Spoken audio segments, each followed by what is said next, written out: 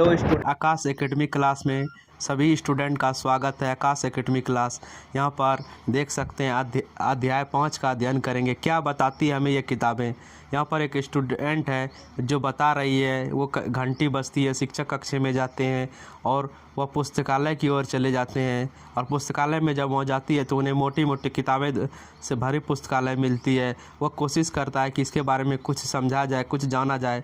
तभी वह सोचने लगती है, चलो जानते हैं वेद क्या है, यानी वह वेद के बारे में वो जानना चाहती है। और ये जो वैदिक साहित्य है, इसका जो अवशेष हमें प्राप्त होता है लगभग 3500 वर्ष पुराना पता चलता है।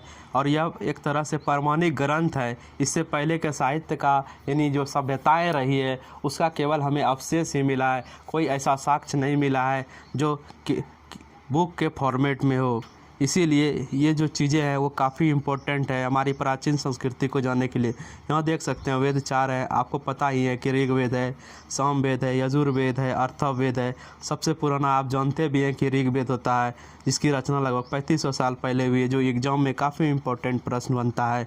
यहाँ 1000 रचनाएँ आप जिन्हें सूक्त कहा गया, इन्हें पढ़ने वाले को सूक्त कहा जाता है। सूक्त का मतलब होता है अच्छी तरह से बोलने वाला। चूँकि यह श्रवण के माध्यम से होता है, सुन करके ही इसका अध्ययन किया जाता था, इसीलिए इसमें आप देखेंगे जब आर्य इंडिया में प्रवेश करते हैं तो वहाँ पर बहुत ज़्यादा इम्पोर्टेंट अग्नि का हो जाता है, इंद्र का हो जाता है। इंद्र एक शक्ति प्रदर्शन इंद्र है। और स्वाम पेय रस होता है, जो उसके जो आर्य थे वो पेय पदार्थ के रूप में इसका यूज करते थे।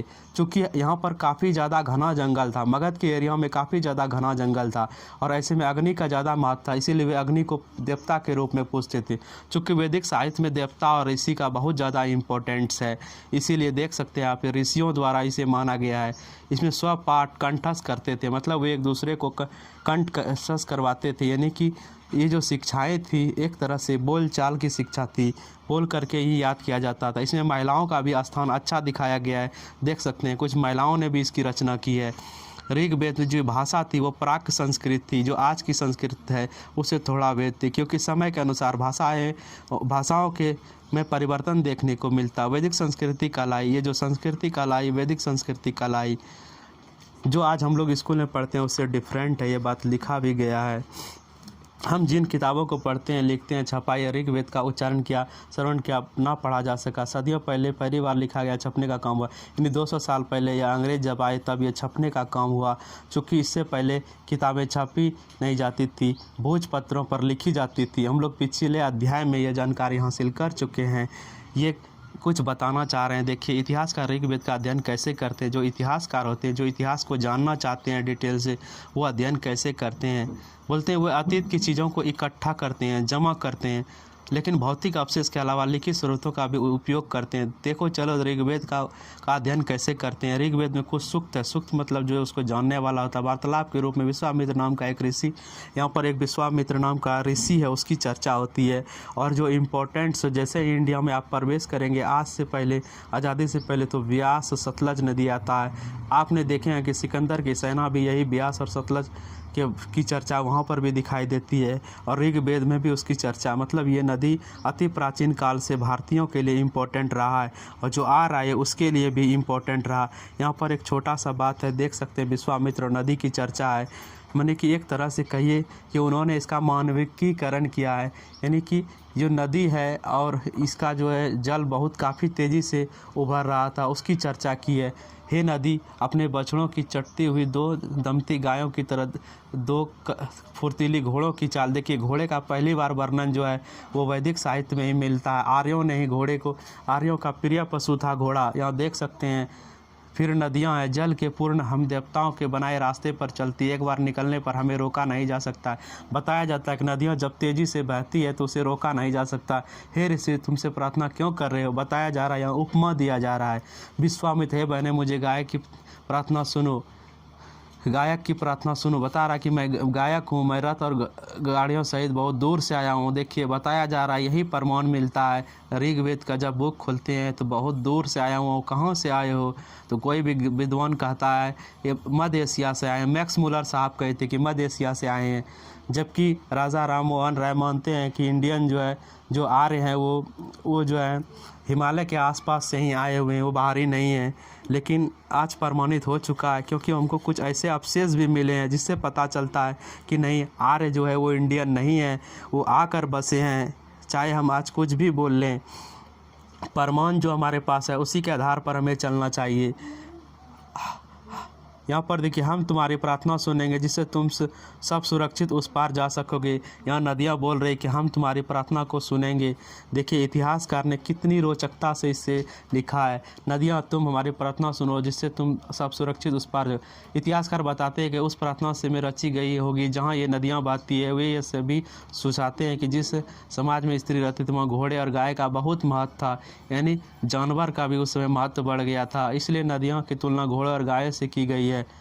क्या तुम्हें लगता है कि रथ भी महत्वपूर्ण थे? हाँ, रथ महत्वपूर्ण होंगे, क्योंकि यात्रा करने का जो महत्वपूर्ण संसाधन हो गए राजा महाराजा को, ये रथ ही थे। उसके बाद है ऋग्वेद की प्रार्थना में अन्य दूसरी नदियाँ, खासकर सरस्वती, सिंधु और उसकी सहायक नदियों का वर्णन होने का मुख्य कारण है क्योंकि यहाँ पर आप देख सकते हैं कि ये जो नदियाँ थी वो काफ़ी इम्पोर्टेंट थी और इसका साहित्यिक महत्व भी बहुत ज़्यादा है। ऋग्वेद में भी ऐसे महत्व को आप देख सकते हैं। जो सिंधु है वो आरंभिक नदी है, जैसे इंडिया में प्रवेश करते हैं सिंधु नदी बहुत ही इम्पोर्टेंट है, क्योंकि इसमें जो है 5 नदियों का जल जाता है।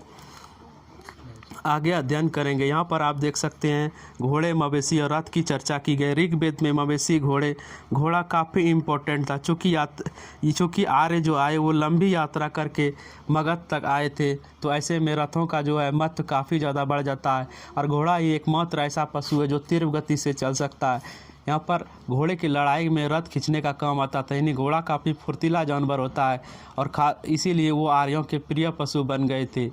लड़ाई में मवेशी जीत लिए जाते थे, यानी मवेशी जो गाय होते थे, जो भी मवेशी होते थे उसका काफ़ी इम्पोर्टेंट था। लड़ाई वैसे ज़मीन से लड़ी जाती जहाँ अच्छे चारगाह हो, यानी चारगाह का इम्पोर्टेंट था। जहाँ पर जौ जैसी जल्दी तैयार होने वाली फसलें हो, यानी फसल का भी ज़्यादा इम्पोर्टेंट था, क्योंकि भोजन और गाय से यानी कि जानवर से उसे बहुत सारा ऐसे संसाधन मिल जाते थे जो उसके लिए उपयोगी थी। कुछ लड़ाइयाँ पानी के स्रोत और लोगों की बंदी बनाने के लिए भी लड़ी गई, क्योंकि बंदी अगर लोग को बनाते हैं तो उसे दास के रूप में काम करवा सकेंगे। यानी आर्य जो थे वो ग्रामीण सभ्यता में आकर बसे, उन्होंने खेती को ही अपना आधार बनाया। युद्ध में जीते गए धन का कुछ भाग सरदार रख लेते थे तथा कुछ हिस्से पुरोहित को दिया जाता था। पुरोहित का भी इम्पोर्टेंट था, क्योंकि वह ऋतु बताते थे, मतलब समय का परिवर्तन बताते थे। शेष धन आम लोगों में बांट दिया जाता था, क्योंकि अगर आम लोगों में नहीं बांटेंगे तो वह विद्रोह कर देंगे। इसकी संभावना बहुत पहले भी थी, इसीलिए लोगों में बांट दिया जाता था। कुछ यज्ञ धन के लिए दिया जाता था, यज्ञ धन के लिए, क्योंकि इस समय पुरोहित का जो महत्व है वो काफ़ी ज़्यादा बढ़ गया था। यज्ञ की आग में आहुति दी जाती थी, ये आहुतियाँ देवी देवताओं को दी जाती थी। उन्हें लगता था कोई शक्ति है जो प्राकृतिक रूप से हमारे आसपास में परिवर्तन लाता है। घी, धान, कभी कभी जानवरों को भी आहुति दी जाती है। देखिए यहाँ पर पशु बलि की जो चर्चा है वो ऋग्वेद में देखने को मिलती है। अधिकांश पुरुष इन युद्धों में भाग लेते थे, कोई अस्थायी सेना नहीं होती थी, लेकिन लोग सभाओं में मिल जुलते थे। इन्हीं लोगों का जो आज का जो शादी ब्याह महोत्सव में जो हम लोग मिलन जुलन करते हैं वो भी परंपरा पहले दिखाई देती। युद्ध व शांति के विषय में सलाह मशवरा करते थे, यानी कि सभा और समिति 2 यहाँ पर थी। यहाँ पर ये लोग अपना सरदार चुनते थे। देखिए सरदार का महत्व था वहाँ पर। जो बहादुर और कुशल योद्धा होते थे, ये कोई जाति धर्म विशेष पर नहीं था। जो कुशल होंगे उनमें वही उसके स्वामी होंगे। लोगों की विशेषता बताने वाले शब्द, लोगों का वर्गीकरण काम, भाषा, परिवार, समुदाय, निवास स्थान या सांस्कृतिक परंपरा के आधार पर किया जा रहा है। ऋग्वेद में लोगों की विशेषता बताने कुछ शब्द को देखो, 2 समूह में जिसका वर्गीकरण काम के आधार पर किया गया है। पुरोहित, जिन्हें कभी कभी ब्राह्मण कहा जाता, तरह तरह के यज्ञ और अनुष्ठान करते। दूसरे लोग राजा थे। ये राजा वैसे नहीं थे जिनके बारे में तुम बाद में पढ़ोगे, मतलब जो उस समय के राजा थे उसके पास, और ये ना तो बड़ी राजधानियों और महलों में रहते थे, ना इसके पास सेना थी और ना ही ये कर वसूलते थे। राजा प्राय मृत्यु के बाद उसका बेटा ही शासक नहीं बनता था, यानी वंशगत शासन व्यवस्था नहीं थी। जो भी उसमें थे लोग, जो ग्रुप थे उसका, उस ग्रुप में जो सबसे अच्छे लोग होते थे वे राजा चुने जाते थे। ये काफ़ी इम्पोर्टेंट बात है, लेकिन आज ऐसा नहीं होता। नेता का बेटा ही नेता बन जाता है। यहाँ पर देख सकते हैं ऋग्वेद में कितना इम्पोर्टेंट है, हमें सीख लेनी चाहिए। पिछले अनुभाग को एक बार फिर से पढ़ो या पता लगाने की कोशिश कर राजा क्या करते थे, राजा का इम्पोर्टेंस किस प्रकार था। जनता, पूरे समाज के लिए 2 शब्दों का इस्तेमाल होता था। एक था जन, लोगों को जनता को जन कहा जाता था। ये काफ़ी इम्पोर्टेंट वर्ड है। ये जो ऋग्वेद है इसमें जन के बारे में बताया जा रहा है। दूसरा था विष, विष शब्द निकला विषय से। तुम अध्याय 6 में इसका विस्तार से पढ़ोगे। नहीं बताया जा रहा है कि अध्याय 6 में आप पढ़ेंगे। ऋग्वेद में 20 जनों के नाम मिलते हैं, इसलिए इन्हें पुरु जन, 20 जन, भारत जन, यदु जन, 20 जन जैसे उल्लेख मिलते हैं। तुम्हें इनमें कोई नाम जाना पहचाना लगता होगा, बिल्कुल है। जिन लोगों ने इन प्रार्थनाओं की रचना की वे कभी खुद को आर्य कहते थे, अपने विरोधियों को दास या दस्यु। देखिए जो यहाँ पर लोग थे, जो अस्थाई निवासी थे यहाँ पर, आर्य आने से पहले वो लोग उन्हें दास या दस्यु कहते थे, और बाद में यही दास प्रथा आगे हो जाती है जो गुलाम के रूप में हो जाता है। आप देख सकते हैं अध्याय आगे में आप देखेंगे जब मध्यकाल में इस दास का महत्व बढ़ जाता है। दस्यु वे लोग थे जो यज्ञ नहीं करते थे। देखिए यहाँ केवल यज्ञ नहीं करते थे, उसे ही दस्यु कहा जाता था। समय के साथ उसके शायद दूसरी भाषा बोलते थे, बोले हुए कोई दूसरी, बिल्कुल। जो बाहर से आएंगे उसकी भाषा अलग होगी, जो यहाँ रहेंगे उसकी भाषा अलग होगी। बाद के समय में स्त्री, दासी शब्द का मतलब गुलाम हो गया। दास से वे स्त्रियाँ और पुरुष होते जिन्हें युद्ध में बंदी बनाया जाता था। और आर्यों ने क्या किया, यहाँ के जो निवासी उसे बंदी बनाना शुरू कर दिया। उनके मालिक की जायदाद माना जाता था, उन्हें मालिक चाहते थे वह सब करना पड़ता था। जिस युग में उपमहाद्वीप में उत्तर पश्चिम में ऋग्वेद की रचना हो रही थी, उसी समय दूसरी जगह एक अलग विकास हो रहा था। बोला जिस समय जो उत्तर पश्चिम का एरिया है जहाँ ऋग्वेद की रचना हो रही थी, कहीं ना कहीं दुनिया के दूसरे कोने में और भी घटनाएं घट रही थी। उनकी जानकारी अगर हम चाहते हैं तो इसके लिए हमें और गहराई से अध्ययन करना पड़ेगा। दूसरी सभ्यता संस्कृति जैसे कि मिस्र की सभ्यता है, हड़प्पन सभ्यता के अलावा जो चीन की सभ्यता, उसका अध्ययन करना पड़ेगा।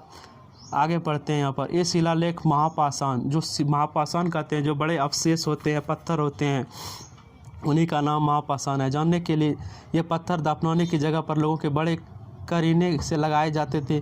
महापाषाण कब्रें बनाने की प्रथा लगभग 30,000 वर्ष पहले शुरू हुई है। यह प्रथा दक्कन, दक्षिण भारत, उत्तर पूर्वी भारत और कश्मीर में प्रचलित थी। कुछ महत्वपूर्ण महापाषाण पुरास्थल मानचित्र में दिखाए गए हैं। कुछ पाषाण जमीन के ऊपर भी दिखे जाते हैं, कुछ पाषाण जमीन के भीतर भी थे, यानी कुछ जो है धीरे धीरे वो दब गए हैं, जिनका अवशेष हमें दिखाई देता है। यहाँ पर कुछ फिगर है, देख सकते हैं, कुछ लिखा हुआ मिला है जो 3500 साल पहले का माना जाता है। ये चीन से है, चीन में मिला ऐसा अवशेष है। चलते हैं आज एक नए गांव की ओर, जो गांव बना था पुरातत्वविदों को जो मिला है उसके बारे में अध्ययन करेंगे। इसका नाम है इनाम गांव। पुरातत्वविदों गेहूँ, जौ, धान, चावल, बाजरा, मटर, तिल के बीज, कई जानवरों की हड्डियां भी मिली है। कई हड्डियों पर काटने के निशान या अंदाज़ा लगाया जा सकता है कई लोग इसे खाते होंगे। गाय, भैंस, बकरी, भेड़, कुत्ता, घोड़ा, गधा, सुअर, ये सब के मिले हैं। चितकबरे, हिरन, यानी बहुत सारे जानवर हैं यहाँ पर। नेवला, चिड़िया, घड़ियाल, कछुआ, केकड़ा, मछली की हड्डी, ऐसे साक्ष्य मिले जो केवल बैर, आंवला, जामुन, यानी खाने पीने के बहुत सारे सामग्री का अध्ययन के यहाँ पर पुरातत्वविदों को मिला है। देखिए चैप्टर समाप्ति की ओर है, लेकिन कुछ इंपॉर्टेंट्स है उसे देख लेते हैं। यहाँ पर वैदिक साहित्य की रचना जो है वो 3500 साल पुरानी मानी जा रही है। पाषाण काल की शुरुआत 3000 साल पहले की इनाम गांव, जो कृषक गांव बोलते हैं हम लोग, उसकी शुरुआत 3600 से 2700 वर्ष इम्पोर्टेंट है। ये कई एग्जामों में ऐसे क्वेश्चन आते हैं। चरक प्रथम थे जिन्होंने चरक संहिता की रचना की थी, और इसमें बताए थे कि किस प्रकार बड़े से बड़े बीमारी का इलाज किया जाता है। यानी कि जो थी एक तरह से पौधों से जो है बीमारी का इलाज किया जाता था, यानी कि जो जड़ी बूटी होते थे उस प्रकार का इलाज, जो आज भी कहीं ना कहीं इम्पोर्टेंट होते हैं। कई बीमारियों में आज भी ये काम आते हैं। कुछ इम्पोर्टेंट क्वेश्चन है, इसे आप हल करके कमेंट में बताने का प्रयास करेंगे स्टूडेंट, जो काफ़ी उपयोगी है आपके लिए। एनसीईआरटी क्लास 6 की किताबें थी। आगे भी इस तरह के क्लासेस आपको मिलते रहेंगे, बस ध्यान से इसे पढ़ने की ज़रूरत है।